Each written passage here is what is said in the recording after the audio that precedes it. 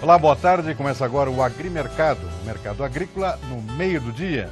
Todos os dias aqui nesse horário a gente mostra aqui as cotações mais recentes de todos os principais produtos da agropecuária de interesse do Brasil, nas bolsas internacionais, também nos mercados internos, cotações do mercado físico aqui, portanto, sempre no horário que os negócios estão acontecendo no início da tarde.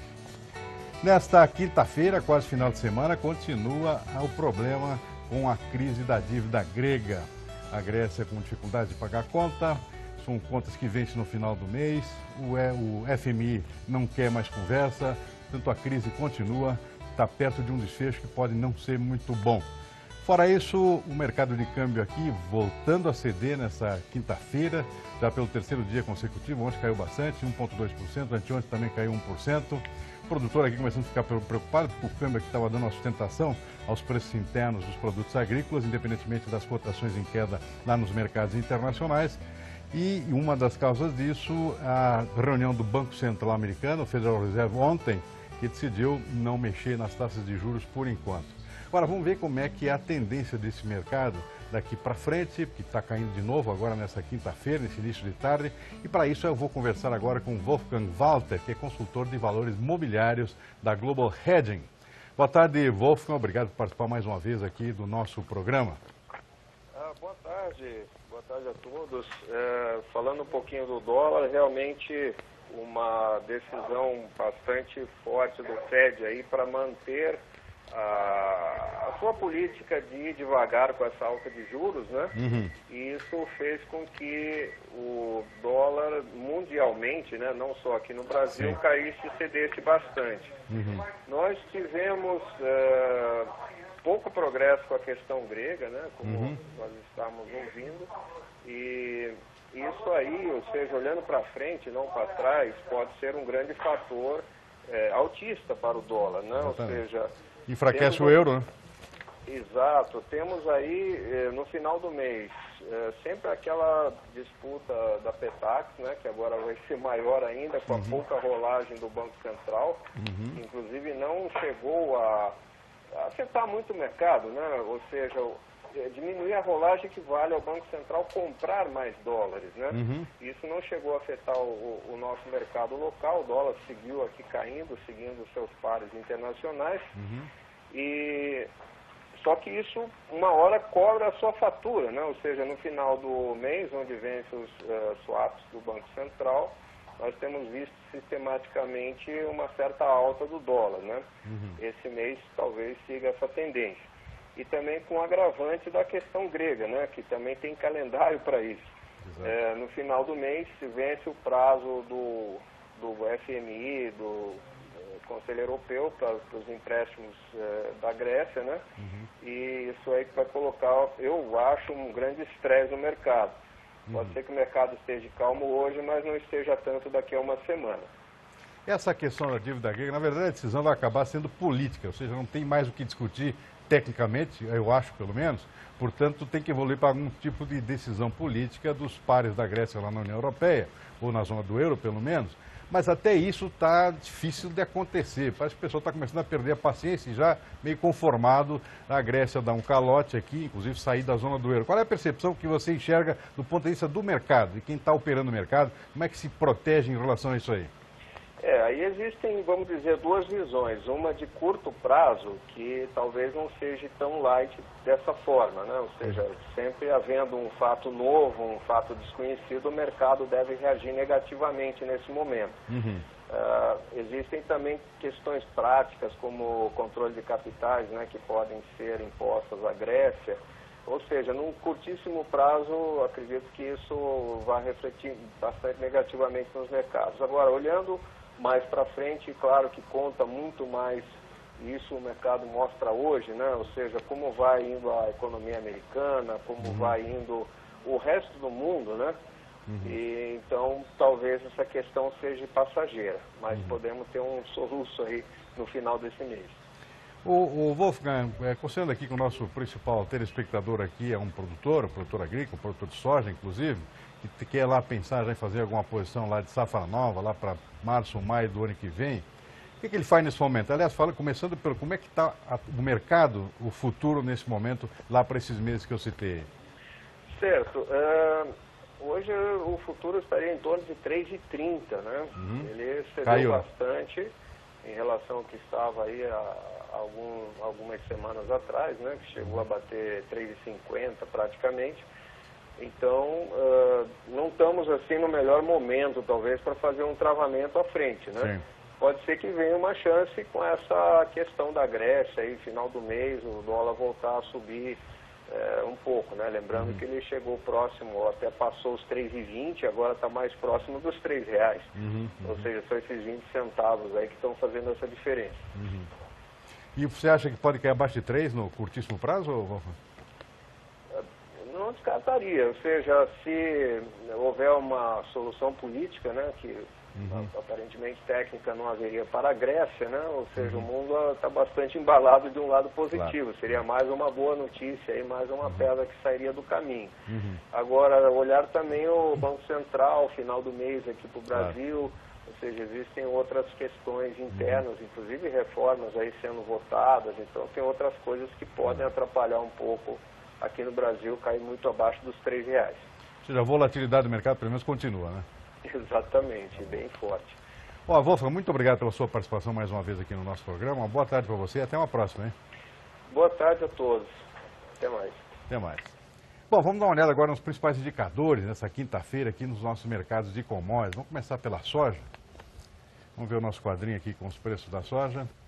Soja lá em Chicago, vamos botar no telão aqui também, por favor. Preço da soja lá em queda nessa manhã. Preço para Chicago em alta, deu uma revertida, começou em baixa aqui com realização de lucros, agora deu uma pequena melhorada aqui lá na Bolsa de Chicago. Paranaguá também com leve alta de 0,7% a R$68 por saca lá, preço de referência para exportação. Vamos ver o milho? Milho Chicago em queda, 0,1%. Basicamente, ontem o mercado operou em alta em função daquela preocupação com o clima nos Estados Unidos, tanto para a soja como o milho. Agora o mercado está tentando realizar um pouco de lucros aqui na expectativa de que a situação climática melhore um pouco. Existe essa perspectiva, mais para o final da semana, mais para o início da semana que vem. Portanto, o mercado agora descontando um pouquinho essas boas altas que nós tivemos, especialmente na soja, nos últimos 2 dias lá em Chicago. Altas fortes, inclusive, de 2 dias seguidos.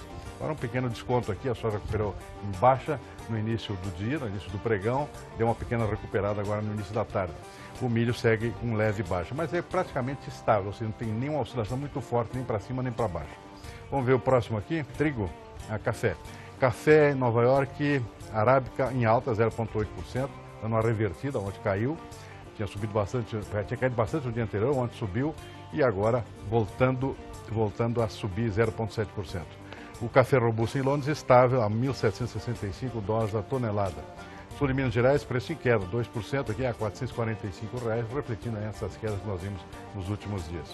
E o câmbio também, principalmente, né, que está caindo bastante já pelo terceiro dia consecutivo. Boi gordo BMF em alta 0,4% a R$151,10 a arroba. Noroeste Paulista estável a R$148 a arroba. Próximo mercado aqui, trigo lá em Chicago. 0,95% de alta, a $5 o bucho, 5,01. Preços no mercado interno estáveis, tanto nas principais praças aí, do Paraná como do Rio Grande do Sul, os 2 principais estados produtores. Próximo produto aqui, vamos ver o algodão Nova York em alta 0,8%. Açúcar Nova York, vamos ver aqui, açúcar Nova York em queda 0,3%, é isso? A 11 centavos de dólar e 73. Próximo produto, o suco de laranja Nova York, para entrega em novembro, $1,17, $1,17 a libra peso, queda de 1,5%. Cacau Nova York com alta, 1,4%. A propósito, hoje o grupo de produtores de cacau, de liderança do setor cacaueiro, estiveram com a ministra Cátia Abreu, e a ministra aí está apostando aqui numa retomada da importância do cacau aqui no Brasil, tornando o Brasil novamente um grande exportador, como foi no passado. Realmente a produção está crescendo, o mercado está correspondendo, a gente tem visto os preços do cacau subindo muito nos últimos meses, de um ano para cá, na verdade, em função de queda na produção da costa africana, onde se localiza hoje o grosso dos principais países produtores e exportadores, além de um aumento da demanda pelos países emergentes. E isso está se refletindo em preços bastante elevados, tanto no mercado internacional, a gente está vendo aí $3.268 dólares a tonelada. Preço do mercado interno correspondendo, faixa de R$125 arroba aqui, lá no sul da Bahia, uma das principais regiões produtoras ainda. Lembrando que agora o Pará também está se tornando um grande produtor de cacau e com altíssima produtividade. Arroz agulhinha beneficiado, posto em São Paulo, saco 60 quilos, R$86, preço estável. Arroz em casca lá no interior do Rio Grande do Sul, no Oeste Gaúcho, R$32, queda de 0,4%. O preço do arroz segue bastante pressionado nesse momento de pós-colheita. Feijão carioca estável agora, 167, é isso? É estável aqui no Mercado Paulista, posto São Paulo, posto CIF São Paulo, para o arroz feijão carioquinha. Farelo de soja FAO Ponta Grossa, preço por tonelada R$1.000, estável nesta quinta-feira aqui, quase final de semana. Se você quer saber a cotação do seu produto aí na sua cidade, é só ligar aqui para a gente. Nossos contatos são esses que aparecem na tela, que é o 11 3131 3719, que é o telefone. O e-mail é agrimercado@tvterraviva.com.br. Você também pode utilizar o nosso WhatsApp aqui, que é o 11 94258 9183. Bom, a gente vai para um breve intervalo e no próximo bloco eu converso com o presidente do Sindicato de Guarapuava, no sul do Paraná, Rodolfo Luiz Werneck Botelho. Ver como é que está a situação da safra e também do mercado lá na região dele. A gente volta daqui a pouquinho. De volta com o Agrimercado, mercado agrícola no meio do dia. A gente vai ver agora, dar uma conferida como é que estão as cotações nos mercados futuros, lá fora, nas bolsas de Chicago, de Nova York, como é que estão se comportando o mercado nesse início de tarde. O mercado não fechou ainda, lá nas bolsas internacionais de mercados futuros. Vamos começar pela soja ali. Soja em Chicago, operando em alta agora. Realmente deu uma viradinha aqui, começou em baixa, já deu uma melhoradinha aqui, nada muito importante, mas pelo menos o mercado voltou a operar positivamente aqui, depois de duas boas altas nos últimos 2 dias, fechamento de 2 dias, altas fortes na Bolsa de Chicago. Hoje o pessoal deu uma descontada no início do pregão, pela manhã, com realização de lucros, agora voltou realmente a se firmarem os preços lá em Chicago, para a soja pelo menos. Vamos ver o milho? Milho não, o milho continua no vermelho, abrindo no vermelho, segue no vermelho, embora uma queda muito pequena, assim, praticamente estável aqui, os preços do milho lá na Bolsa de Chicago. Vamos ver aqui o café. Café operando em alta aqui, 155 pontos. Você tem oscilado bastante, um dia sobe, outro cai, tem sido uma constante nos últimos meses, refletindo aqui especulações com o tamanho da safra brasileira, também muita especulação lá de fundos de investimento, apostando hora em alta, hora em baixa e realizando lucros durante o próprio dia.